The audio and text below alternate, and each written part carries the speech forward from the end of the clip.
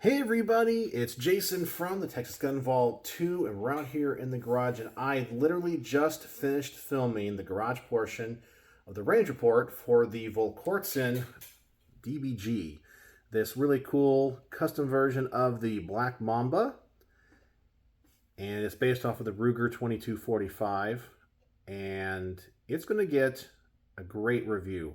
And I just have to go in and edit all of the footage and then put the range report together. But I did go to the range today, and I shot two pistols. Sorry, not two pistols. I shot two firearms. One was a pistol, and one was a rifle. And I wanted to share with you my initial thoughts. You guys seem to really enjoy that after I get back from the range. And I give you guys a little bit of insight into my thoughts. The first pistol that I took to the range today is a really interesting Girsan high power compact, and I guess it's going to be the tactical. I have to look up and see exactly what the model is. This says it's the MCP35 PILW Ops, but I guess that's the official name, but I have to double check.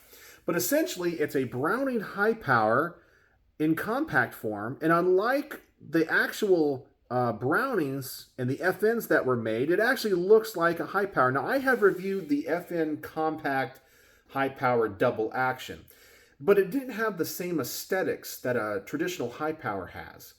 This one looks like a Browning high power, just in compact form. And so if you're a big fan of the high powers, this might interest you. Now, I think this is going to be a pretty average review in that the gun worked. We had no reliability issues. Functionality was great. This thing spits out the brass. I mean, when it ejects far. And for me, the trigger is not that good. Now, I should say, and I'll have to mention this in the review, that when Jack number one, the OG Jack, purchased this, he told me there was a problem with this trigger, and I need to message him again to make sure exactly what the problem was. I can't remember if it was a reset or something when you pulled it. The trigger didn't work right. There was like a little burr on the sear or the disconnector, and he had to take it to a gunsmith to have them work on it, and they got it to work, and now it's fine. I mean, everything about it works like it should. There's no problem. Resets like it should, fires like it should, but it's still a heavy trigger. And this does not have the magazine safety disconnect like the original high powers did.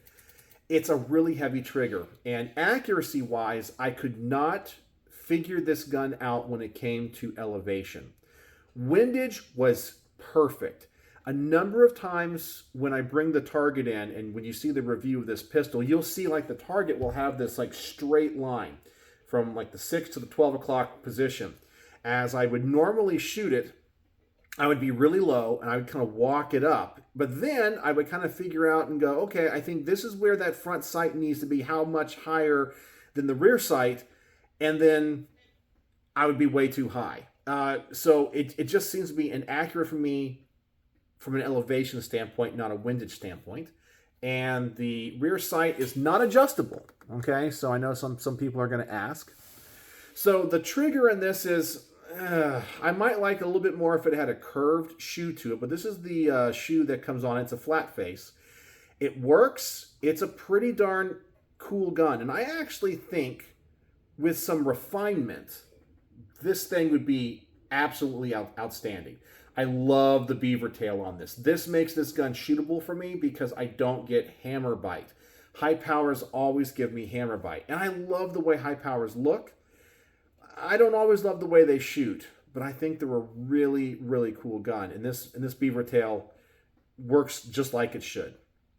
My initial thoughts on this are it's probably going to get like 4 out of 5 stars because it worked. It's a great price. It seems to be really high quality, well built.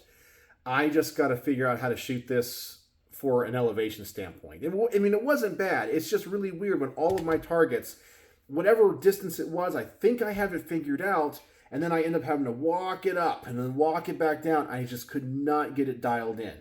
But windage was great. And I actually thought I'd have a problem with the windage because the front side of this is really narrow and the back is kind of wide. I know this isn't going to show up right here on the camera, but you get a lot of space around that front sight.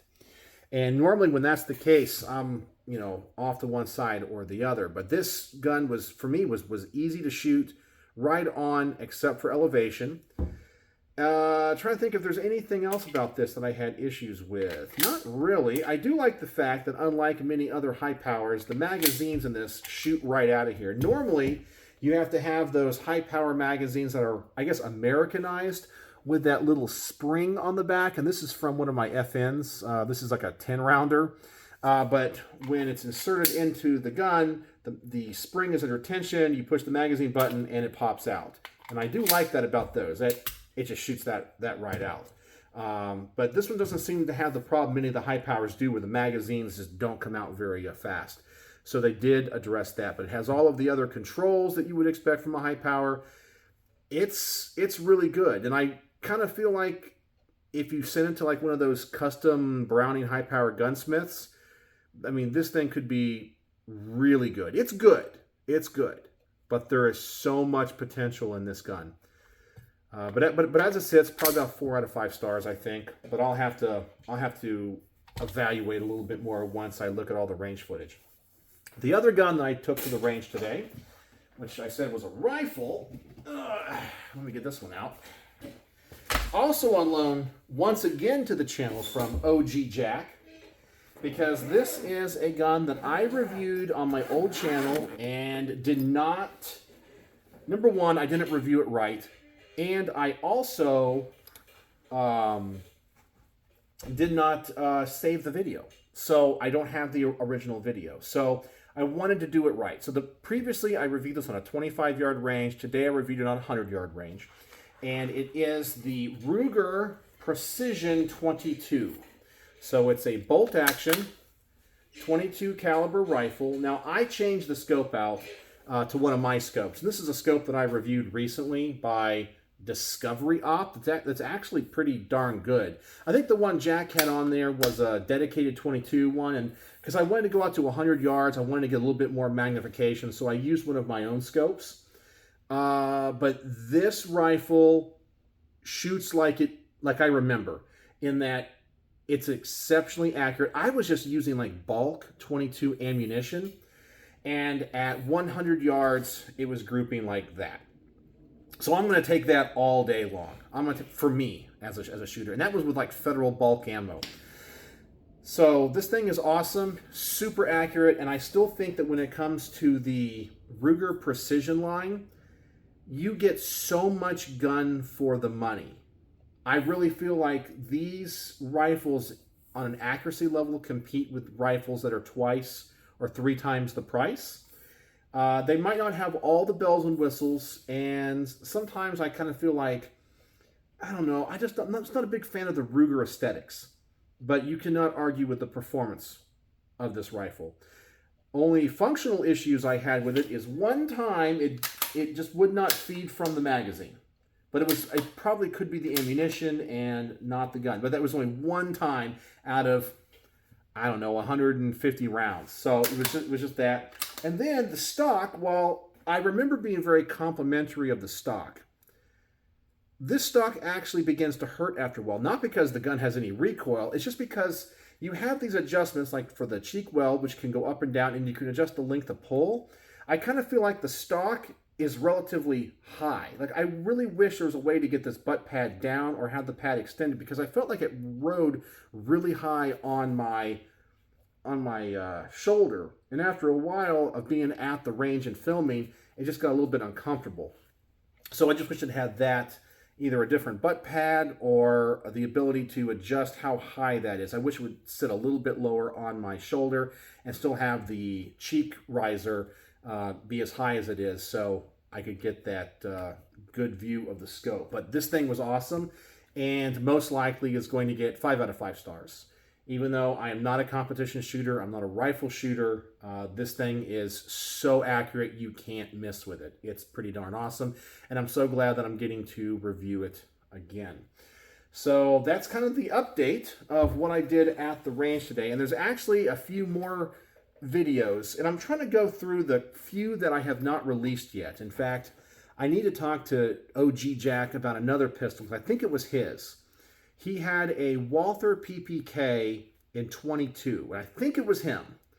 And it's one of the videos I have not released from my old channel, and I was watching it, and I have like, it's back when I was using a different camera, and I have focus issues. And I kind of watched it, and my style wasn't as good as I think it is now, and I was not happy with that. So I think I'm going to not release that one again, and I think I want to re-review it again. So I need to talk to him and see if he still has that pistol. But I'm trying to go through and kind of modernize some of my videos that I'm not happy with, and re-review things that I did when I was younger. So I need to talk to him about that. But that's what I'm doing. So I need to go inside, start editing some footage on this. And then I've already transferred all the range footage on these two guns that I showed you. And I need to start putting together my bullet point scripts for that. So that's what's going on here at the Texas Gun Vault. Just trying to work on putting out content. I also did 2 product reviews today. One on a red dot and one on a bipod, but you guys don't care about that. Those will just come out next month. They're just my little Saturday product reviews of more affordable stuff that I get in the mail, and I just try to make content with it. But they work. The red dot worked great, and the what is it? The bipod is a bipod, and it has all the functionality of like the Magpul, with the exception of it doesn't tilt from side to side. But I do talk about that in the review. So anyway, that's what's going on here at the Texas Gun Vault. Let me know what you guys think about any of the firearms I showed today. And Jack, number 1, OG Jack, do you have that Walther PPK 22? Because I think when I get these back to you, I need to borrow that one again to make a better video. So let me know. So what's the word of the day? The word of the day is awesome. The word of the day is awesome because all these guns that I fired today were awesome, okay? Even the Girsan was awesome. It wasn't the best, but it was pretty good. The Ruger Precision, awesome. And I'm not really a big Ruger fan. And so when a Ruger impresses me like this, you know it's good. And then, of course, the Volkortzen is just, you can't miss with this thing. It's the most accurate 22 semi-auto pistol I've ever reviewed. The Colt Diamondback is the most accurate 22 handgun I've ever fired. But that's a revolver. This is the most accurate semi-auto. So there you go. So let me know what you think in the comment section below, and thanks for joining me here in the very hot garage, because it's becoming summer here in Texas, and being out here for hours kind of wears on you. I have to do it later in the evening, because right now it's like 9:30 and it's still hot. So thanks for joining me, and as always, thanks for watching.